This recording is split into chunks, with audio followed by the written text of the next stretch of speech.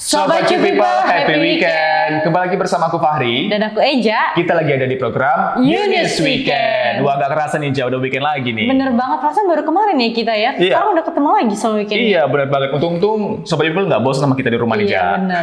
Apa nih yang seru di weekend kali Iya, ini? seperti biasa kita bakal sajikan nih 5 informasi menarik untuk Sobat Cute People di rumah. Jadi stay tune sampai akhir ya. Bener banget, aku juga gak bosan-bosan untuk ngingetin Sobat People tetap jaga kesehatan dan selamat berakhir pekan. Selamat menghabiskan waktu dengan orang-orang terkasih nih, keluarga, sahabat, teman, dan sebagainya.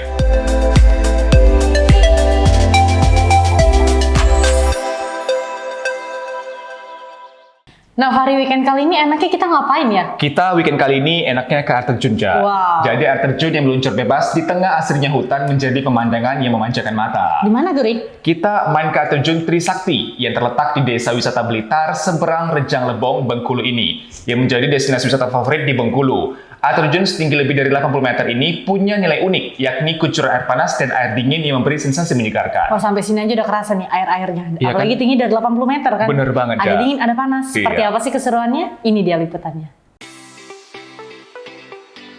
Indahnya kekayaan alam Indonesia wajib untuk dijelajahi, seperti objek wisata yang satu ini. Inilah air terjun Trisakti yang terletak di Desa Belirang, Blitar, seberang Rejang Lebong, Bengkulu. Kawasan air terjun Trisakti menjadi daya tarik bagi para pengunjung karena keindahan alam dan air terjunnya. Untuk menuju air terjun ini ditempuh dengan menggunakan mobil selama kurang lebih 1 jam dari ibu kota Kabupaten Rejang Lebong. Dilanjutkan dengan sepeda motor dengan menyusuri jalanan setapak selama kurang lebih 15 menit. Dari atas kita bisa mendengar hembusan air terjun jatuh deras, ditambah dengan nuansa alam yang asri dan udara yang segar, menambah keceriaan saat menyusuri jalanan menuju air terjun. Saat perjalanan turun, mata akan dimanjakan rimbun dedaunan dan gemericik air terjun kecil. Di Desa Wisata Belirang, ada 9 air terjun yang lokasinya diketahui, namun baru 3 yang sudah digarap dan dibuka untuk kegiatan wisata. Air terjun Trisakti inilah yang menjadi ikonnya. Setelah melalui perjalanan sekitar 30 menit dengan jalur yang cukup curam dan menegangkan, akhirnya nih saya sampai di air terjun Trisakti. Air terjun ini dikelola oleh Badan Usaha Milik Desa Belirang alias Blitar Seberang. Nah, saat ini saya sudah ditemani oleh Direktur dari BUMDes Belirang, Bapak Soleh. Pak Soleh, kenapa sih air terjun Trisakti ini harus dikunjungi oleh wisatawan? Ya, air terjun ini memiliki ketinggian 87 meter dan tertinggi di Provinsi Bengkulu. Dan yang menarik, air terjun ini memiliki 2 rasa, yaitu panas dan dingin. Nah, itu bisa dibuktikan melalui titik-titik air panas yang ada di sekitar air terjun tersebut. Oke. Nah, dengan keunikan dan daya tarik yang dimiliki oleh air terjun Trisakti, saya sudah tidak sabar buat menjajal bagaimana segarnya air di air terjun ini. Mari. Letih kaki sepanjang perjalanan terbayar lunas dengan kecantikan panorama air terjun Trisakti. Kontras air yang meluncur bebas dari ketinggian di tengah-tengah vegetasi serba hijau menjadi pemandangan yang memukau.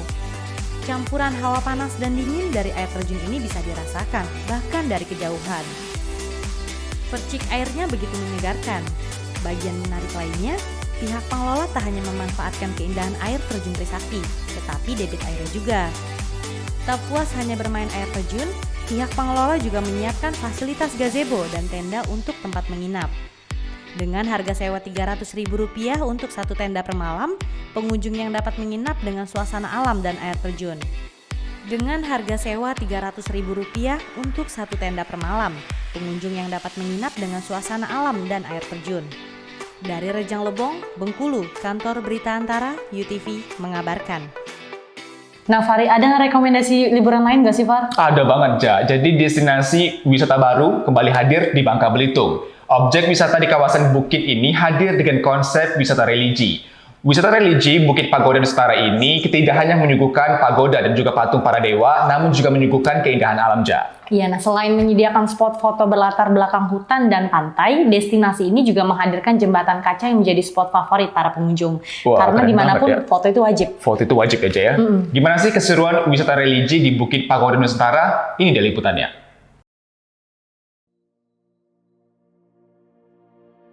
Beginilah suasana Bukit Pagoda di kawasan wisata religi Bukit Pagoda Nusantara di Desa Rebo, Kecamatan Sungai Liat, Kabupaten Bangka, Provinsi Bangka Belitung. Kawasan wisata religi ini memiliki daya tarik tersendiri sebagai tempat ibadah umat Buddha. Bukit Pagoda dibangun di atas bukit dengan ketinggian 365 meter di atas permukaan laut. Di Bukit Pagoda terdapat berbagai patung dewa yang menghadap langsung ke Laut Cina Selatan. Selain bangunan pagoda, kawasan wisata religi ini juga menyajikan berbagai spot wisata lainnya, seperti Tugu CIA yang menjadi bukti bahwa Amerika Serikat pernah hadir di Bangka Belitung, jauh sebelum dibangunnya menara bertingkat ini. Pembangunan destinasi wisata Bukit Pagoda ini berkat tangan dingin pria parubaya bernama Handoko. Pria berdarah Tionghoa yang telah berusia 83 tahun ini lebih dari 6 tahun telah mengabdikan dirinya dalam pembangunan kawasan wisata religi ini. Menurutnya, pembangunan kawasan wisata ini telah menyita banyak biaya, tenaga, serta pikiran yang dicurahkan untuk destinasi wisata religi ini. Kawasan wisata ini selanjutnya diserahkan kepada yayasan sebagai penunjang wisata di Bangka Belitung. 6 tahun di tangan saya, 6 tahun lebih. Pelan-pelan saya kerjakan. Karena kan ada sesuatu yang panggil, bangunkan terus. Tadi saya mikir sudah selesai ini, tambah lagi nih. Selesai ini tambah terus. Nggak bisa tambah. Nah ini udah selesai. Kita bersama-sama untuk mendukung tempat-tempat wisata kita yang ada di hutan Bangka. Dengan banyaknya tempat wisata kan otomatis kan daerah kita kan bisa terkenal, bisa dikenal oleh masyarakat layak ramai kan. Jadi bukan hanya pantai saja yang kita sajikan ataupun yang kita jual kepada para pengunjung kita atau wisatawan kita, tetapi kita sudah memiliki tempat-tempat wisata alam seperti yang ada di Taman Tenang Sejahtera ini. Kehadiran jembatan kaca di Bukit Pagoda ini turut menarik perhatian dua wisatawan domestik asal Palembang dan Tangerang, Banten ini. Mereka sengaja jauh-jauh datang ke Pulau Bangka hanya untuk menikmati keindahan Bukit Pagoda Nusantara. Baru pertama kali ke sini. Lihat wisata religi ini gimana nih pemandangannya? Bagus banget sih. Jarang soalnya di tempat aku yang kayak gitu, makanya jauh-jauh ke sini ngebelain. Sumpah bagus banget pemandangannya. Gunungnya, pantainya. Indah. Kirain tadi di bawah, cuma di bawah. Rupanya di atas masih ada lagi ya. Walau telah diresmikan, kawasan wisata religi Bukit Pagoda belum dibuka untuk umum lantaran pandemi COVID-19 serta varian Omikron yang telah masuk ke Bangka Belitung. Destinasi wisata ini baru akan dibuka pada awal bulan Juni nanti. Dari Kabupaten Bangka, Bangka Belitung, Kantor Berita Antara, UTV mengabarkan. Informasi selanjutnya kita ada tips buat para parents dan orang tua di rumah yang tentu ingin memberikan edukasi dan pembelajaran yang mudah dipahami dan diterima oleh anak. Bermain sambil belajar adalah metode yang disukai oleh anak-anak dengan menggunakan media atau juga mainan edukasi. Nah saat ini Sobat People, mainan edukasi banyak diciptakan untuk lebih mendekatkan interaksi antara orang tua dan juga anak. Ya, seperti yang dilakukan oleh Anis, seorang ibu rumah tangga asal Sukoharjo ini. Anis telah menciptakan 100 jenis mainan edukasi. Jadi seperti apa mainan edukasi yang diciptakan Anis? Berikut liputannya. Bercerita sambil bermain adalah metode edukasi yang efektif dilakukan antara ibu dan anak, sehingga membuat anak mudah memahami edukasi yang disampaikan, seperti yang dilakukan oleh Anis Diah Ayu Masita bersama putrinya ini. Ibu rumah tangga asal Gentan, Sukoharjo, Jawa Tengah ini telah menciptakan lebih dari 100 mainan edukasi untuk anak-anak bersama sang suami. Menurut Anis, sebagian orang tua yang membelikan mainan bagi anak-anaknya hanya untuk hiburan semata. Sebagian orang tua juga tidak meluangkan waktunya untuk bermain bersama putra-putri mereka. Hal inilah yang mendorong Anis membuat mainan edukasi sebagai jembatan interaksi antara orang tua dengan anak. Usaha mainan edukasi ini berawal dari aktivitas Anis bersama anak perempuannya yang diunggah di akun media sosial miliknya. Sehingga banyak pengikut atau followers yang tertarik untuk mendapatkan mainan yang diperagakan Anis. Di pertengahan tahun 2020, mainan edukasi yang dibuat Anis dan suaminya mulai dikomersilkan melalui berbagai platform media sosial. Dengan latar belakang pendidikan Anis di bidang psikologi dan suami di bidang ilmu pendidikan, menjadikan mainan edukasi buatan Anis menarik dan mudah dipahami oleh anak-anak. Mainan yang paling digemari anak-anak adalah mainan bermagnet yang bisa melatih motorik dan perkembangan otak anak. Ada papan tulis magnetik, ada home, yang cara bermainnya itu bisa beragam. Jadi bisa bermain pakai magnet, bisa pakai untuk menulis, bisa pakai untuk belajar, bisa pakai untuk bercerita. Jadi harapannya dengan media yang kami buat ini bisa menjadi jembatan komunikasi antara anak dan orang tua. Jadi orang tua dan anak muncul interaksi sehingga bisa membangun koneksi. Jenis mainan yang dibuat sangat beragam, mulai dari gambar tempel atau stiker, paper cut, papan laptop magnetik, papan tulis magnetik, craft, buku, dan lainnya. Dibantu oleh 6 karyawannya, omset bisnis mainan edukasi untuk anak-anak ini mampu meraup omset mulai dari 15 juta hingga 20 juta rupiah setiap bulan. Dari Sukoharjo, Jawa Tengah, Kantor Berita Antara, UTV mengabarkan. Berita selanjutnya, ratusan imigran asal Timur Tengah yang menempati rumah detensi imigrasi Batam kembali menggelar aksi demonstrasi di halaman kantor DPRD Kota Batam. Ya, aksi ini diwarnai kericuhan dan saling dorong dengan petugas Satpol PP setempat. Seperti apa informasinya? Berikut liputannya. Aksi demonstrasi yang dilakukan para pengungsi asal Afghanistan, Lebanon, dan Suriah ini diwarnai dengan kericuhan. Aksi saling dorong antara petugas Satpol PP dan para demonstran tak dapat dihindarkan. Sejumlah imigran terpaksa diamankan lantaran berusaha menerobos blokade petugas yang berjaga. Petugas pun terpaksa membubarkan para demonstran lantaran diduga tidak mengantongi izin. Koordinator aksi demo Ahmad mengatakan, para imigran meminta kejelasan kapan mereka akan diterbangkan ke negara tujuan melalui UNHCR dan IOM. Negara tujuan tersebut adalah Australia, Kanada, dan Amerika. Para demonstran mengaku sudah tidak tahan berada di Indonesia. Pasalnya, mayoritas dari mereka telah berada di penampungan lebih kurang 10 tahun. Depannya apa ini tindakan kelanjutannya? Orang ini capek, mungkin kalian nggak mau keluar kan? Kalian nggak mau keluar sampai yang orang keluar dan mereka sama kami mendengar suara kami. Diketahui aksi demonstrasi tersebut merupakan yang ke-7 kali oleh para imigran. Dari Batam, Kepulauan Riau, Panca Nugraha, UTV mengabarkan.